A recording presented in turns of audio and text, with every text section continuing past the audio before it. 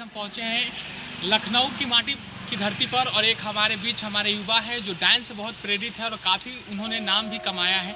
हम चाहते हैं उन बच्चों के लिए आपको ये मार्गदर्शन करेंगे जिन बच्चों के डांस को लेके बहुत क्रेज रहता है और ख़ासकर उनके पेरेंट्स बहुत परेशान रहते हैं कि डांस पे पूरी तरह से क्रेज हो गया लेकिन पढ़ नहीं रहा है। तो ऐसी स्थिति में हम जानेंगे कि किस तरह से आपके लिए हेल्पफुल हो सकता है और वो डांस उन बच्चों के लिए भी हेल्पफुल हो सकता है और उनको मदद कर सकता है। तो हमारे बीच है कुणाल भारती जो लखनऊ की महान धरती से है, हम उनसे आपको रूबरू करा रहे हैं और उनके जो अनुभव है वो आप तक पहुँचेंगे। जी हाँ, तो क्या नाम है सर आपका? My name is Kunal Bharti. कहाँ से हैं? प्रॉपर लखनऊ से। तो चलिए आपको यूपी की महान धरती पर स्वागत है आपका। मैं सर जानना चाहूँगा, बहुत सारे लोग हमसे जुड़े हुए हैं कि उनके बच्चे डांस को लेके बहुत क्रेज़ है, लेकिन कभी कभी क्या होता है कि बच्चे सिर्फ डांस को ही ज़्यादा तरजीह देते हैं और पढ़ाई को कम देते हैं। ऐसे में क्या कहना चाहेंगे उन बच्चों को आप? देखिए, मेरा कहना तो यही है कि मैं भी डांस करता हूँ। ऐसा नहीं है मैंने 7th क्लास से डांस करना चालू किया था, बट मैंने पढ़ाई को कभी भी ये नहीं किया, मतलब इग्नोर किया हो। अभी भी मैं यही कर रहा हूँ क्योंकि मैं अभी जॉब कर रहा हूँ, FEA में फैसिलिटेटर हूँ। तो जॉब भी मैं करता रहता हूँ और डांस भी प्रैक्टिस करता हूँ क्योंकि सुबह 9 बजे से मेरी शाम को 5 बजे तक मेरी शिफ्ट चलती है पढ़ाई जॉब की। जॉब करके जाता हूँ यहाँ पढ़ा के स्टूडेंट को, फिर घर जाता हूँ, थोड़ा बहुत फ्रेश होता हूँ 15-20 मिनट में, फिर 6 बजे जाता हूँ अपनी एकेडमी में डांस प्रैक्टिस करके 2 घंटा। वहाँ से रात को 8 बजे घर आता हूँ, फिर से वही रूटीन कि पढ़ाई करना है, फिर स्टूडेंट को पढ़ाना है। लेकिन पढ़ाई कभी नहीं छोड़ी मैंने कि पढ़ाई क्योंकि बहुत इंपॉर्टेंट होती है लाइफ में। कि अगर आप मान लीजिए डांस सीख भी गए हैं, अगर आप कहीं अच्छी जगह जा रहे हैं, जैसे बाहर कहीं चले गए, US चले गए या बाहर कहीं भी जाएंगे आप किसी भी शो में, तो वहाँ अगर इंग्लिश आपको नहीं आती तो हो सकता है आपको थोड़ी प्रॉब्लम की वहाँ पे थोड़ी प्रॉब्लम सॉल्व करनी प्रॉब्लम होनी पड़ती है कि यार इंग्लिश नहीं आती। फिर आप किसी को ढूंढोगे वहाँ पे कि कुछ इंग्लिश वाले कोई मिल जाए जो मेरे को यहाँ ट्रांसलेट करके दे दें। बट मैंने वो चीज़ नहीं किया, मैंने पढ़ाई पे भी फोकस उतनी की है जितना मैंने डांस पे करता हूँ। तो वही चीज़ था। तो बच्चों को क्या कहना चाहेंगे कि डांस के साथ पढ़ाई करना चाहिए उन्हें? बिल्कुल करना चाहिए, क्यों नहीं करना चाहिए। अगर डांस कर रहे हैं, मेरा भी सपना डांस है। मैंने शुरुआत से बचपन से 7th क्लास से तब से मेरा सपना है डांस करने का।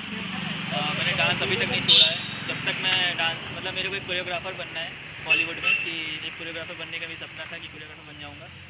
तो वो भी मेरा सपना जारी है और पढ़ाई भी जारी है ताकि मेरे को भी नॉलेज मिलती रहे लाइफ टाइम तक। अगर नॉलेज नहीं रहेगी तो फिर आगे लाइफ फिर ईजी नहीं रहती है। डांस को लेके कोई ऐसा स्ट्रगल टाइम लगा हो जब आपको लगा हो कि बहुत ज़्यादा कठिन, उस समय से जो आपने कम बैक किया वो थोड़ा मैं जानना चाहूँगा। स्ट्रगल बहुत था कि मतलब पहले मेरे को डांस नहीं आता था, तो मैं दूसरों को देखता था जो मेरे आस पड़ोस के बच्चे थोड़ा मतलब रिच टाइप के थे, तो उनके पास पैसे थे, तो उनके पेरेंट्स जो है बाहर भेजते थे उनको अकेडमी बड़ी डांस सीखने के लिए। तो मेरे यहाँ पे एक भैया आते थे, उनको टाइकांडो आता था, तो मैं उनके पास जाता था, मैं उनसे बोलता था भैया डांस का कोई पार्ट होता है क्या? हाँ, टाइकांडो। अच्छा। वो होता है ना, ब्रेकिंग होता है। अच्छा, और बॉइंग होता है, तो वो चीज़ें वो करते थे, बॉइंग करते थे। तो मैंने कहा कि मुझे भी सीखना है, तो उन्होंने कहा ठीक है सिखाते हैं। तो वो थोड़ा मतलब एटीट्यूड नहीं होता वैसे में रहते थे, तो मैं उनके पास गया, मैंने कहा भैया मुझे भी सीखना है, कहीं ठीक है सिखाते हैं। तो ऐसे मोरंग पड़ी रहती थी। मोरंग आप जानते हो ना? मोरंग खाली जगह नहीं, मोरंग जिससे घर बनते हैं, बालू के ईंट वगैरह। हाँ, ईंट जिससे जुड़ी जाती है। हाँ। मोरंग एक बालू होती है, एक ऑरेंज कलर की मोरंग होती है। अच्छा, बालू टाइप का ही कुछ होता हो जिससे सीमेंट और मोरंग डाल के मसाला नहीं बनता है। अच्छा अच्छा। हाँ, तो मोरंग वैसे पड़ी रहती थी रोड पे ही, तो मेरे को बुलाते थे, कहते थे यहाँ पे करो, तो मैं करता रहता था। उनके साथ 5-6 लोग और आते थे, मैं करता रहता था। तो उनको सिखाते थे, वो 1 मंथ से वो सीख रहे थे, वो सीख नहीं पाए थे, लेकिन मैं 3 दिन में ही सीख गया था वो चीज़ें। तो वो लोग थोड़ा जलने लग गए मेरे से, तो उन्होंने क्या किया, बालू के नीचे ईंटें रख दिए बड़े से, इतना बड़ा। तो मेरे से बोले अब यहाँ पे तुम समर मारो, मतलब ऐसे होता है खड़े खड़े पीछे उलटने वाला।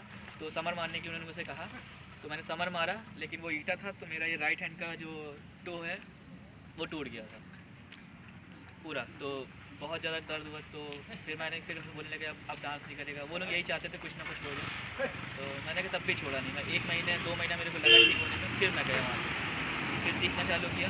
फिर अपनी एकेडमी, फिर देखा कि जो एकेडमी चलते हैं कोई अच्छी थी, लेकिन पैसे उतने थे नहीं, तो घर ही पे मतलब TV पे देख के, यूट्यूब से देख के सीखना चालू किया। लेकिन सीखता था, लेकिन ये नहीं है कि पढ़ाई नहीं करता था। घर वाले वो इतना पैसा लगा रहे हैं मेरे पीछे कि मेरे को कॉलेज भेज रहे हैं, मतलब अपना खर्चा रोक के पापा मम्मी सब मेरे को कर रहे हैं, पढ़ा रहे हैं, सब कर रहे हैं। ऐसा नहीं कि मैंने सिर्फ डांस के पीछे मैंने पढ़ाई छोड़ दी। मैं स्कूल में रेगुलर जाता था, स्कूल से आने के बाद पढ़ाई करता था, शाम को जो टाइम मिलता था खेलने का, जो चीज़ें होती थी उसमें जाके डांस सीखता था।